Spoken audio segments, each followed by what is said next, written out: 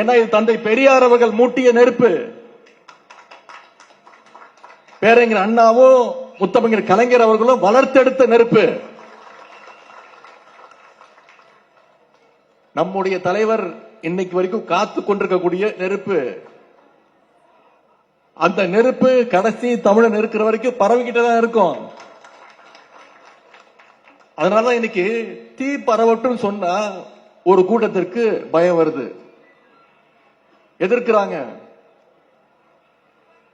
இப்ப தேர்தல் வேற நெருங்கிடுச்சு. இன்னும் 3 மாசத்துல தமிழ்நாட்டுக்கு தேர்தல். இனிமே பாஜக தலைவர்கள் ஒன்றன் பின் ஒன்றாக வர ஆரம்பிப்பாங்க. தேர்தல் நேரத்தில் தான் பாஜகவினருக்கு தமிழ்நாட்டுக்கு ரூட் தெரியும். நம்ம மேல பாசம் அதிகமாகும். திருக்குறள் பேசுவாங்க, பொங்கலுக்கு வாழ்த்து சொல்லுவாங்க. ஆனா தமிழ்நாட்டு மக்களுக்கு தெரியும் அது வெறும் டிராமா, நடக்காது. தமிழ்நாட்டு மக்களை ஏமாற்ற முடியாது.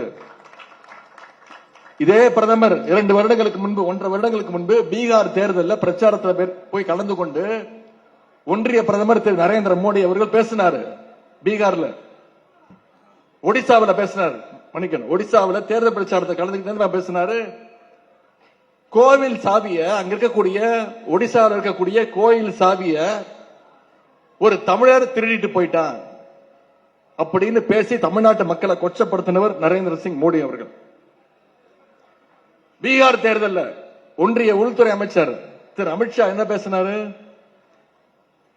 அங்க இருக்கக்கூடிய தேர்தல் நேரத்தில் தேர்தல் பிரச்சாரத்தை கலந்துகிட்டு என்ன தெரியுமா பேசினாரு? தமிழ்நாட்டில் இருக்கக்கூடிய பீகார் தொழிலாளர்களை தமிழ் மக்கள் அடிச்சு துன்புறுத்துறாங்க, அவங்கள சுதந்திரமா வேலை செய்ய விடலன்னு நம்முடைய தமிழ்நாட்டு மக்களை பார்த்து கொச்சையா பேசுற கூட்டம் தான் இந்த ஒன்றிய பாஜக கூட்டம்.